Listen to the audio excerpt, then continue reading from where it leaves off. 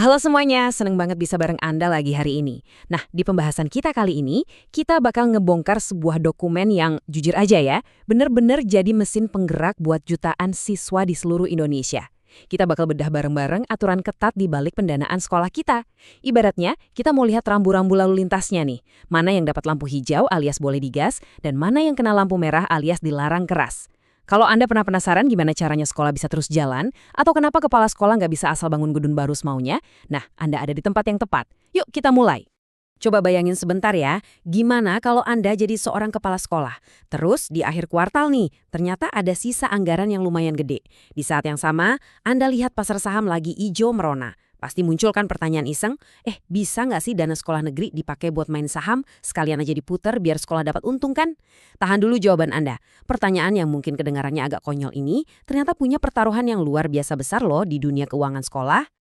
Buat paham seberapa besar taruhannya, kita harus kenalan dulu sama bintang utama kita, dana BOS atau bantuan operasional sekolah. Jangan salah, ini tuh bukan sekedar uang jajan tambahan buat sekolah. Dana BOS ini benar-benar urat nadi, penyambung nyawa buat seluruh ekosistem pendidikan kita di Indonesia. Dana inilah yang masihin sekolah bisa terus beroperasi dan ngasih pendidikan yang layak. Tapi, dan ini tapi yang gede banget ya, dana ini turun dengan syarat yang super ketat. Ada pedoman kaku yang ngatur investasi pendidikan apa aja yang diizinkan dan apa aja larangan finansial yang sifatnya mutlak. Nggak ada tuh yang namanya ruang buat interpretasi atau nebak-nebak. Oke, mari kita langsung masuk aja ke bagian pertama. Diizinkan memberdayakan ruang kelas. Nah, anggaran ini pada dasarnya dibagi jadi dua fungsi utama yang sama-sama krusial. Di satu sisi, kita punya kebutuhan siswa.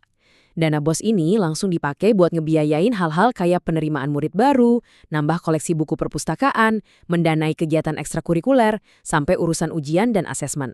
Intinya, semua yang langsung bersentuhan sama siswa sehari-hari.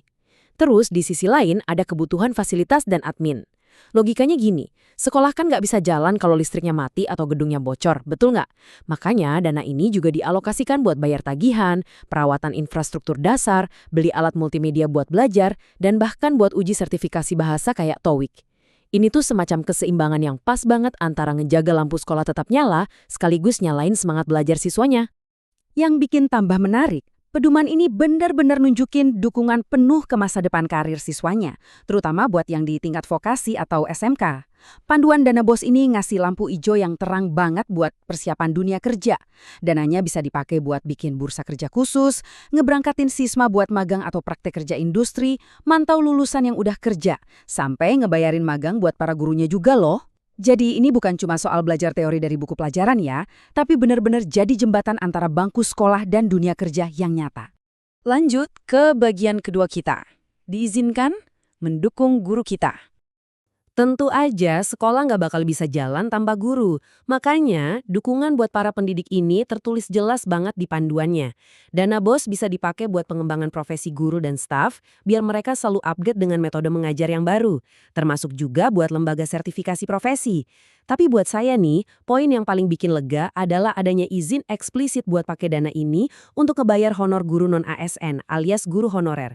Ini semacam pengakuan langsung ya, kalau banyak banget pahlawan di sekolah kita yang belum jadi pegawai negeri, dan mereka itu sangat berhak buat didukung secara finansial lewat urat nadi sekolah ini. Oke, sampai sini semuanya kedengeran luar biasa kan? Tapi tunggu dulu, kita lagi ngomongin sistem yang mengelola triliunan rupiah uang rakyat nih. Jadi, dengan pendanaan yang super besar itu, datang juga batasan yang super ketat. Nah, sekarang kita harus putar balik. Kita bakal masuk ke zona di mana aturannya itu bener-bener harga mati. Siap-siap ya, karena beberapa larangan eksplisit yang bakal kita bahas ini mungkin bakal bikin Anda geleng-geleng kepala. Ini dia bagian ketiga kita. Ditolak, larangan finansial ketat. Coba kita lihat perbandingan langsung ini biar makin jelas apa batasannya. Diizinkan, pemeliharaan dasar, sarana dan prasarana. Jadi kalau cuma ngecat tembok yang lupas, benerin atap yang bocor dikit, atau ganti lampu, itu 100% boleh. Tapi dilarang keras, pakai dana BOS buat rehabilitasi sedang dan berat, apalagi buat bangun gedung atau ruangan baru. Kenapa begitu? Karena proyek konstruksi skala besar itu udah punya jalur anggaran dan pengawasannya sendiri dari pemerintah pusat atau daerah. Dana BOS tuh harus selalu cair dan siap sedia buat operasional sehari-hari, bukan malah mandek di proyek semen dan batu bata. Nah, yang paling menarik dari aturan barusan adalah ada satu pengecualian yang spesifik dan kerasa manusiawi banget. Ingat larangan bangun ruangan baru tadi? Di dokumen itu tertulis dengan jelas, aturan itu berlaku kecuali pada SD dan SMP yang belum memiliki prasarana jamban atau WC dan kantin sehat. Saya pribadi suka banget sama detail ini. Ini ngebuktiin kalau di atas semua birokrasi dan larangan konstruksi yang kaku, urusan sanitasi dasar, kesehatan, dan martabat anak-anak kita itu jauh lebih diprioritaskan. Kalau ada SD yang belum punya toilet layak, lupakan soal larangan bangun gedung. Langsung aja pakai dananya buat bikin toilet. Sekarang mari kita masuk ke daftar larangan yang lumayan bikin heran. Ingat pertanyaan iseng saya di awal tadi? Jawabannya udah pasti, dilarang keras menanamkan saham. Jadi nggak ada ceritanya kepala sekolah tiba-tiba jadi trader saham harian pakai uang sekolah. Dana ini juga nggak boleh sekedar diendapkan di bank buat ngejar bunga pinjaman, atau malah dipinjamkan ke pihak lain macam rentenir gitu. Dan yang lebih spesifik lagi, dilarang pakai dana bos buat beli pakaian, seragam, atau sepatu pribadi buat guru atau siswa yang bukan aset resmi sekolah. Fakta bahwa hal-hal kayak gini sampai harus ditulis hitam di atas putih, ya kita bisa nebak lah ya, di masa lalu pasti ada aja oknum yang nyoba-nyoba ngelakuinnya. Terus, ada juga nih daftar larangan birokrasi. Dana bos ini benar-benar dikawal ketat supaya nggak bocor dan balik lagi ke dalam mesin birokrasi itu sendiri. Sekolah dilarang beli software pelaporan keuangan yang nggak resmi. Terus, mereka juga diharamkan pakai dana ini buat bayar-bayar iuran ke UPTD, dinas kecamatan, provinsi, pusat, atau pihak luar manapun. Ini penting banget buat nyetop pungli berkedok iuran. Selain itu, uang bos nggak boleh dipakai buat ngebiayain kemeriahan upacara hari besar nasional atau keagamaan, dan nggak boleh juga buat bayar bonus atau ongkos transport harian guru. Urusan-urusan kayak gitu harusnya pakai pos anggaran lain, bukan ngambil dari jatah operasional siswa.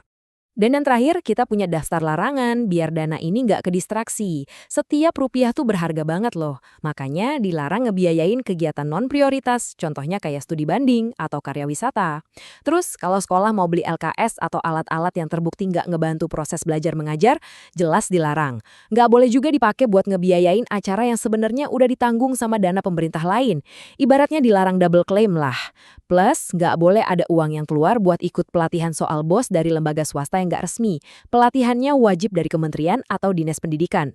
Ini semua murni demi ngejaga anggaran tetap fokus pada tujuan utamanya. Lanjut ke bagian penutup kita. Mengapa panduan ini penting? Jadi, poin krusialnya tuh gini. Aturan-aturan ini bukan sekedar urusan akuntansi yang ngebosenin. Ini soal perlindungan. Panduan ketat ini sengaja dirancang buat mastiin bahwa setiap rupiah dari dana bos itu benar-benar langsung ngasih manfaat buat ekosistem pendidikan. Uangnya nggak boleh menguap gara-gara birokrasi yang berbelit, dipotong buat kepentingan pribadi segelintir orang, atau malah dipakai buat usaha-usaha investasi yang berisiko. Pas kita ngelihat dokumen ini, kita tuh sebetulnya lagi ngelihat sebuah tameng pelindung finansial yang mastiin hak anak-anak buat belajar selalu ada di urutan pertama di atas segalanya. Sebagai penutup pembahasan kita kali ini, saya mau ninggalin satu pertanyaan buat Anda renungkan. Gimana pagar pembatas finansial yang super ketat ini pada akhirnya melindungi masa depan anak-anak kita? Coba bayangin aja, kalau nggak ada larangan main saham atau nggak dilarang bayar upeti ke dinas luar, dana yang harusnya dipakai buat beli buku atau komputer buat siswa bisa aja lenyap gitu aja. Akuntabilitas publik di sektor pendidikan itu bukan sekedar nanya uangnya habis buat apa, ini soal menepati janji kita ke generasi penerus. Terima kasih banget ya udah nemenin saya ngebedah panduan dana bos ini. Teruslah bertanya, teruslah belajar, dan sampai jumpa di pembahasan menarik kita berikutnya.